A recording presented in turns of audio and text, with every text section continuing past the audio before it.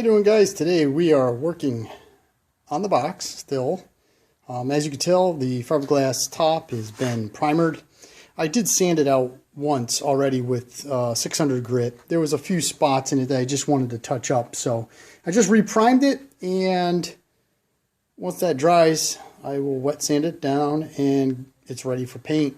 As for the box itself, it has been primered and wet sanded with 600. It's looking really good. The sides look real nice. You can see there's a light shine in the primer. The sides are fairly straight. I'm real happy with the way it's come out so far.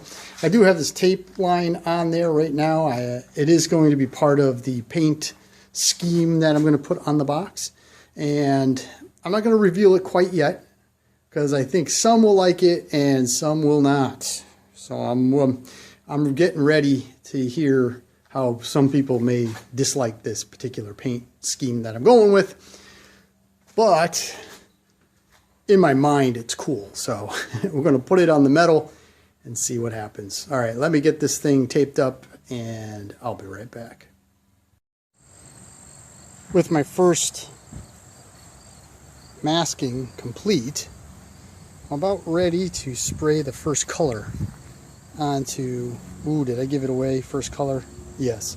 I'm going to spray my initial color onto the box. If you may have noticed right here, there's a little bit different primer. There was a little spot of bare metal that was showing, so I just hit it with some etching primer real quick, and that should be sufficient to protect it, and I'm going to paint that first color. When I start doing masking projects like this, that's when you know I've jumped the shark. So even after a few days, I am still taping things off and painting. The box looks really good. There is some paint schemes under the masking paper, but that will be shown shortly. So after all the masking and taping, what does the final paint look like? Well, let's take a look.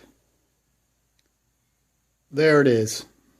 Now I know the paint scheme is going to be controversial in the sense that, you know, it doesn't necessarily look like a battery, but I did paint the bottom of the battery white initially, and with the black top, it just didn't look right. It just looked weird. And then I was thinking about painting it black, but then that defeated the whole purpose. It's just going to look like a black box, you know, look like a black battery, but I don't know. I wanted it to stand out some more. So, as you can tell, I did a red, white, and blue theme, just like I did on the hood ornament.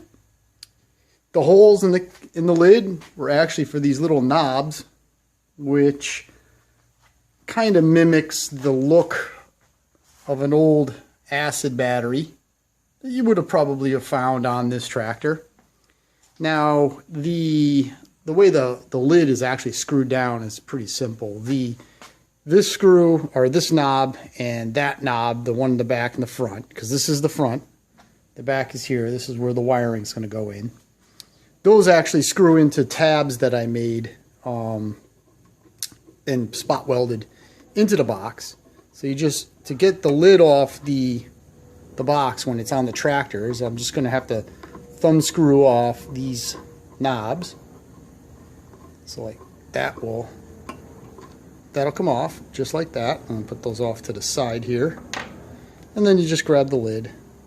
The lid itself will just pull right off.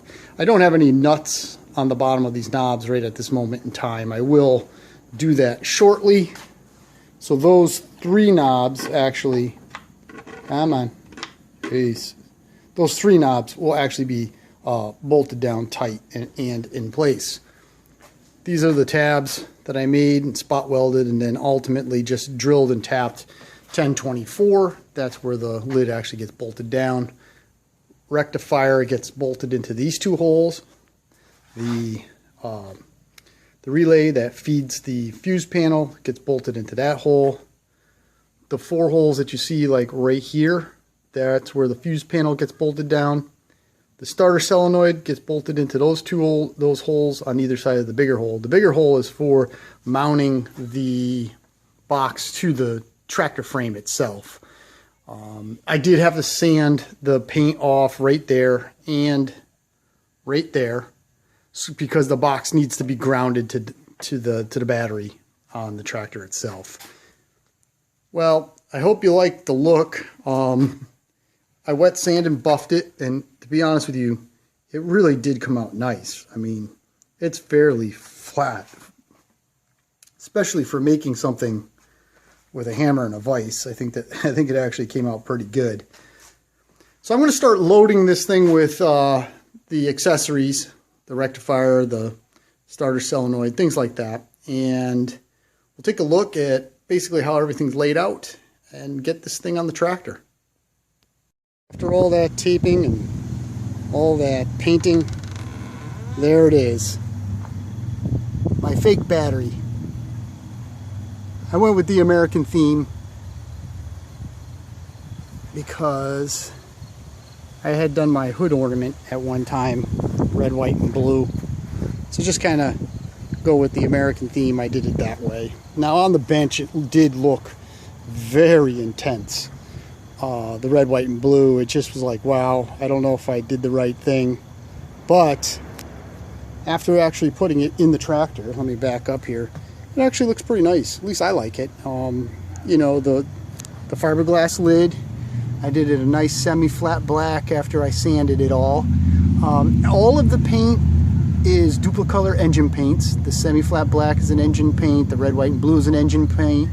I just used good masking tape, 3M yellow automotive masking tape, and as you can tell, after I wet sanded and buffed it, you barely can feel the lines, and you can see the box is pretty darn straight. Real nice and glossy, nice shiny. It really looks the part. I'm real happy with it. I did design it that the outside knob and the very back knob are the ones that actually screw the lid down. The center three are just there for looks.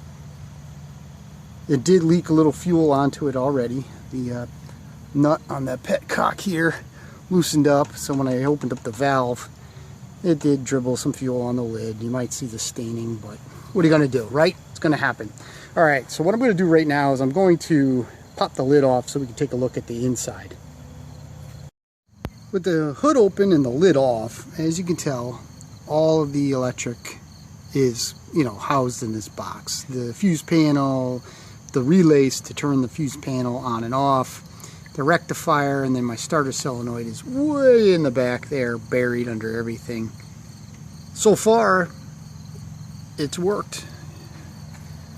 I didn't have any issues with it thus far. I checked all the circuits. I did start the engine up to make sure it ran, and everything there worked. So I was real happy with it.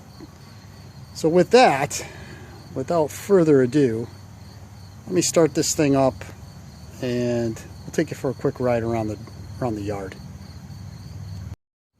Now, if you're one of my original viewers to the channel, I mean, we're going to the Wayback Machine, like 3 or 4 years ago, 5 years ago, however long, you will recognize that this is how I used to do my tractor videos, where I would show that they were running and driving. So let's go old school with it.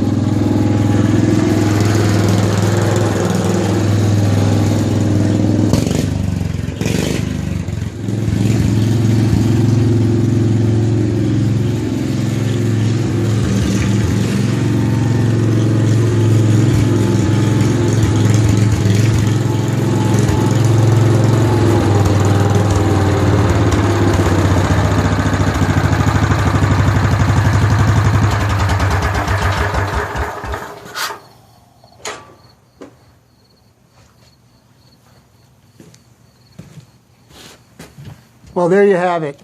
Thank you very much for all your viewership. Thank you to all my subscribers. I'm over 3,000. I'm actually going to make a video about that, but I truly appreciate everyone that supports the channel.